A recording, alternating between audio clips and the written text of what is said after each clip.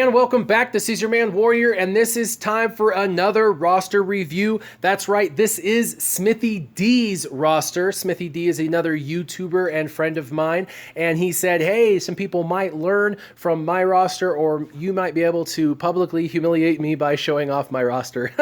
Anyway, I'm not going to publicly humiliate him. Your roster looks awesome. I've already taken a look at it. It's pretty impressive. So I just want to give a quick shout out to BHG, the 212th division of BHG. That's Smithie D's league. They're doing, or guild if you want to call it, they're doing great. First thing I always do is look at overall stats. And overall stats, it looks like you've been playing a long time. You've got 14 months in at when I'm looking at this. I mean, if you look at total Galactic Wars 1, divide that by 12 Galactic Wars per day, and it puts you at like 14 months, and the game came out 14 months ago. So you definitely been playing since the beginning, so you should have a very well-developed roster all in all. Now, I know initially when you first started playing, you did spend a little bit of money in the game. You were a bit of a dolphin, and then you did go free to play a few months back when you started YouTube, and I know why, for a couple of reasons, but one of them was to really, make sure that you're giving that free-to-play perspective. I think that's awesome that you do that. Now, you did, because you invested a little money up front, get yourself a little bit of a head start, which is awesome. When I'm looking over at your arena rank, it says currently 2, which means you're always probably in the top 5. That's phenomenal. That means you get a ton of free crystal currency every day. You're probably averaging between 500 and 700 crystals a day for free because of all the Galactic War and the dailies and the arena rewards. So that's really, really good. Not a whole lot to critique on the arena squad. You're running a couple Sith with Darth Maul as the lead. That's just wicked. I'm sure everybody really hates facing that, and Emperor Palpatine's underneath him, and you got to have Emperor Palpatine underneath him if you're doing that. B2 is your way of saying, I don't care if you have tanks or not, I'm going to tear through your team, and I'm going to choose who I want to screw over. So that's awesome. B2 is a great addition. Boba Fett, I'm guessing you've got him on there because A, he's just really, really good, and B, because you're probably facing a number of Rebel teams still. Surprisingly, the Rebel teams have come a long way. Also, you're debuffing quite a bit, and Boba Fett will, whether he doesn't discriminate whether they're buffed or debuffed, he's going to do additional damage. So Boba Fett, great addition. And look at that, 6-star Gear 11 General Kenobi. General Kenobi's just cool. You could have him on any team. If you've got him, you got to play him, right? And he's a cleanser for your team, and he gives retribution. And I'll tell you what, there's nothing that warms the heart more than having General Kenobi do his cleanse, give everybody retribution, and have it on Emperor Palpatine, where every time they attack, Emperor Palpatine does a return shock for 14k. It's so much fun to play Emperor Palpatine and General Kenobi together. One day, if you guys can do that, you definitely will want to do that for sure. So I'm not going to critique it. Like I said, this is a phenomenal team. Looks great. It's built very smart. So I think that's really, really cool. Again, you've been in the game since the very beginning. So let's go ahead and go to inventory. We're going to go ahead and start with the highest power, and we're going to kind of give an overall look. First, we're going to go to light side, then dark side, kind of the same as I do with everybody. So, obviously with your light side, you've got more than enough characters to compete. You should be able to do probably every node in the game. And you've got General Kenobi, Barriss, Ayla, Stormtrooper, Jedi Knight Anakin, Qui-Gon, Biggs, Wedge, Lando. I mean, everybody that it really matters. Ugnaught. You do have a Gear 10 Ugnaught. You probably got caught up in the Ugnaught hype right before the AAT tank raid, where they said that the Ugnaught would almost assuredly be a superstar. So a bunch of us ran to gear him up, and most of us don't even use him anymore. But that's kind of to be expected. As far as light side overall looking, you've developed a number of characters to Gear 10. Your Jawas look great. You've got clones that you've got pretty high. That's pretty good. Let's go to the bottom and look at these characters. And so I didn't see Baze And I know you're free to play, so Baze is kind of out of reach right now. But, you definitely are going to probably at some point when he's farmable, and hopefully that's soon, get Baze. Looks like you already unlocked Chirrut at 3 stars from a previous tournament, so that's pretty cool. And Biston as well. You haven't put a whole lot of energy into this bottom 3 rows, and you know what? Don't. There's really nobody in the bottom that you really need to develop at this point. You don't have Baze, so don't worry about Chirrut. Biston's at 2 stars, not geared up, and there's other rebels you'll be able to use. So as far as Emperor Palpatine, you already have him 7 stars, so we don't have to go through the rebels at all. There's no worry about that. Let's go ahead and look at Darkseid and see how the Darkseid looks. Light side look great. You're not developing anybody you don't need to, and you're developed everybody that you should have.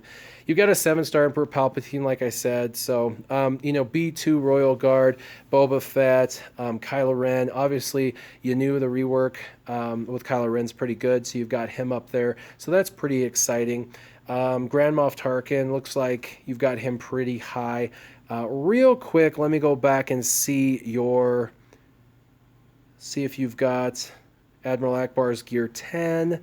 Okay, so, and you got Grand Moff Tarkin to gear 10. So it looks like you could probably run any of those ships that you prefer. You've got a number of Empire ships. We'll look at your ships in a minute.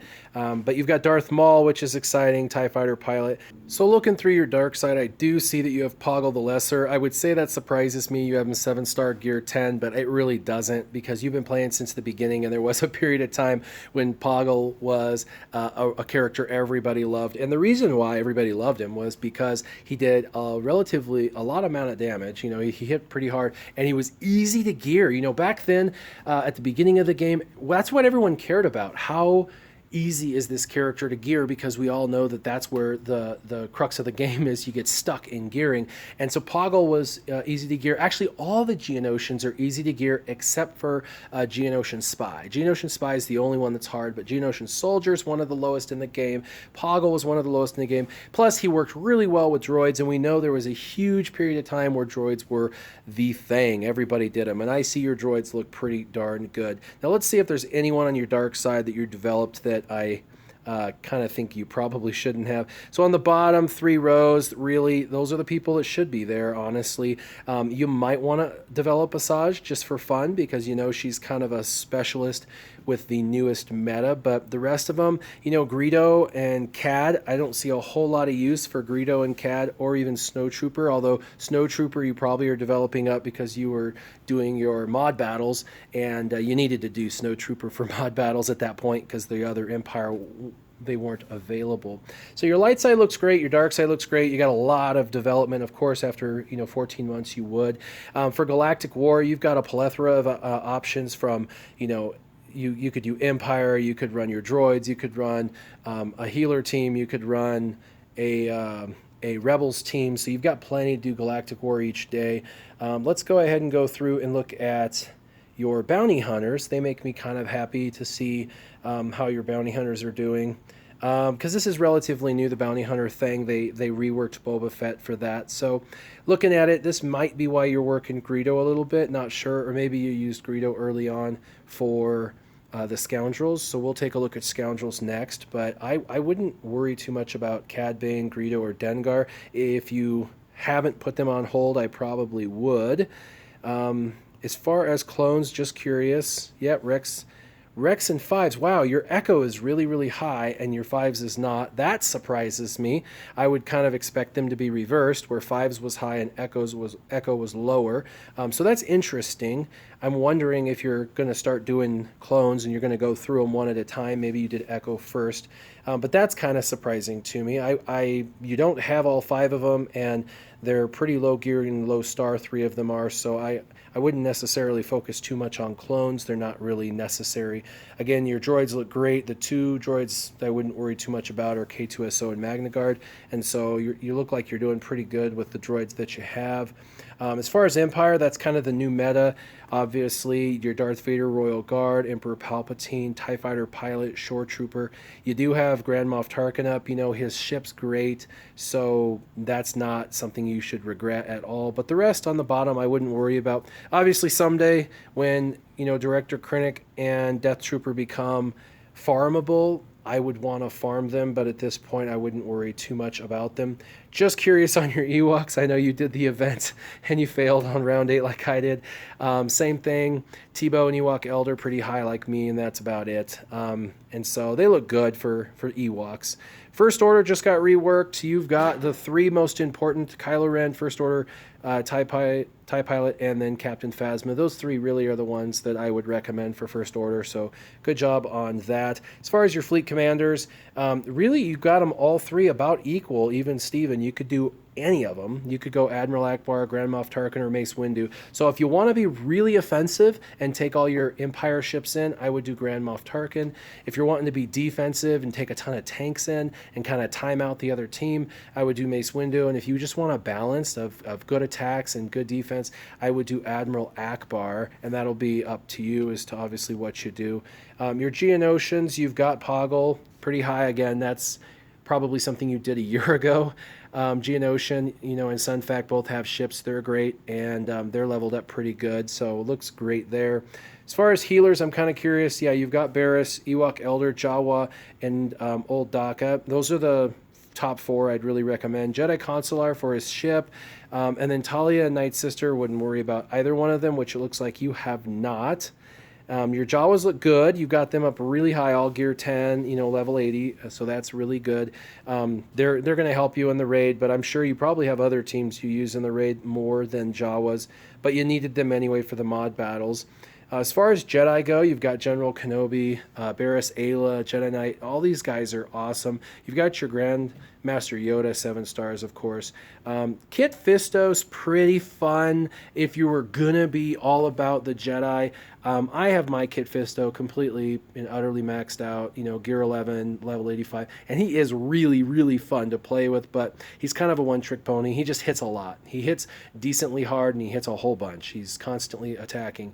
And so that's kind of cool. But Jedi Knight Guardian, obviously, I'm glad you didn't waste any time. Eth, I'm guessing you have Eth Koth up high because, again, before the AAT tank raid, we were told Ugnaught and Eth are going to be the bomb diggity, and so we raised them up and then found that not to be the case. I wouldn't worry about getting Obi-Wan up any higher. Obviously, Obi-Wan was the old meta, as well as, honestly, if you take him in, his ability block works great, and you want him to die, so that way everybody can be buffed, so you don't need to get him any higher.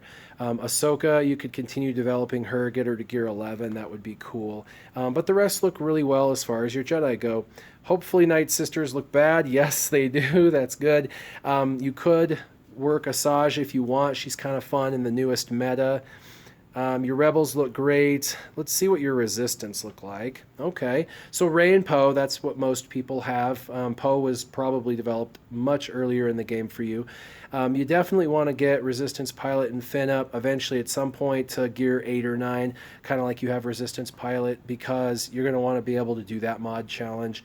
And really, they need to add more resistance to the game because there's just not enough options in the game for them. And your Scoundrels, as far as the Scoundrel event, your top 5 are the exact top 5 I would recommend if you're doing the Credit Heist or the Training Droid Bots or anything like that. Those are the top 5 I'd recommend. I would not put any more effort into Chewbacca, Cad Bane, Greedo, Newt, Dengar, none of them. I wouldn't put any effort into them. So if you are still trying to raise them up, I would just pause that. And then let's see how your Sith are.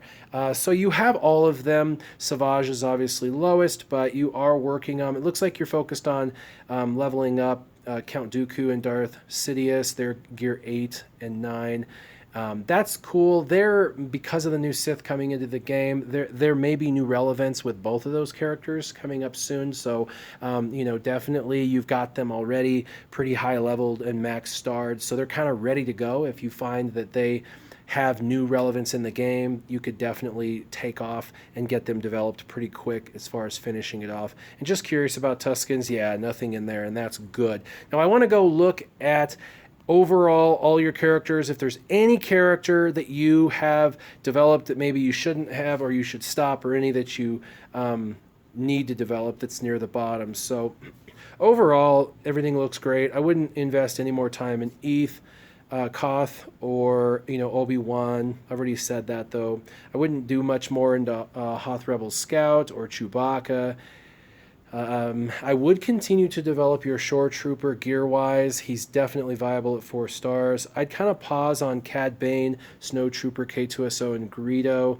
I would continue with Jedi Consular, especially if you use his ship. The next couple of rows I would leave alone. The next row I'd leave alone.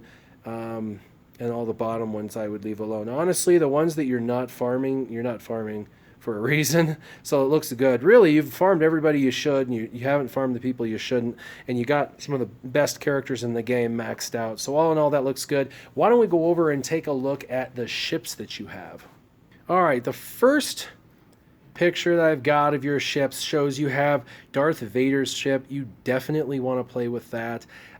Slave One, the Imperial TIE Fighter, Biggs, Ahsoka, Geonosian Soldier, Sunfac, First Order TIE Fighter. I'm guessing you have probably it looks like you could use any of the main guys. You could use Home One or Executrix. It looks like you're probably leaning towards Executrix, which is an offensive team. If you're going to run Executrix, I would definitely use the Scimitar that you have, and then I would definitely run the First Order TIE Fighter, the TIE Advanced, Slave One, Imperial TIE Fighter, and then I would probably use Biggs and Sunfac, just because those two tanks are great to kind of keep alive your attackers. But you've got a really great selection and assortment of ships. I would continue to develop all of them up, that you're using. I wouldn't worry about the Clone Sergeant's ship or Biston's ship yet, or even Umbaran's Starfighter ship yet. Even Resistance, X-Wing, don't worry about. But I would continue to develop Wedge's ship and the Scimitar. I would continue to develop the Jedi Consular's ship, and then, all of these ships, the TIE Advanced, you won't be able to, but keep farming Slave, keep farming the First Order TIE Fighter and the Imperial TIE Fighter. And I would go with as many Empire ships as possible if you're going with Grand Moff Tarkin. Now, if you decide to not run Grand Moff Tarkin and a bunch of Empire ships, and you decide to run the Home One, which is Admiral Akbar's ship, and by the way, you could very easily do that because he's up there as well for you, I would actually run Biggs and Wedge together, your Scimitar in that lineup with both of the, with the TIE Advanced and probably the Imperial TIE Fighter. I would put Sunfac on the first slot for the bench, so when people tear through your Biggs, you have Sunfac coming in as a backup. And then I would also have maybe the other TIE Fighter in the backup, so that way you have some attack coming in. And the last ship in your last slot that I would have on the bench, surprisingly, is Slave One, if you're using Admiral Akbar. And this is why, as Slave One has a cooldown of 3 on his big, huge, massive AoE attack, if you have him coming in last, he'll come in just in time for Admiral Akbar's ability, where he gives everybody the extra turn, and they get their cooldowns reset. So instead of having to get Slave One out and have everybody targeting him and killing him right away, you have him on the bench, he comes out, he gets that buff from Admiral Akbar, and then immediately you'll get to use his ability. And that ability does not happen with Admiral Akbar till the very end of a ship's battle, last couple of minutes. So what I would suggest is having your Slave One in that last slot. So I hope that this was fun. I hope you got to see a little bit about your team, and maybe I've been able to teach you something, maybe not, but your ships look great, and I hope that my suggestions on your ships will help you progress even higher in the ship battles, so you can get more currency to get more of these characters. As always, have yourselves a wonderful afternoon. Keep your gaming on. Warrior, out.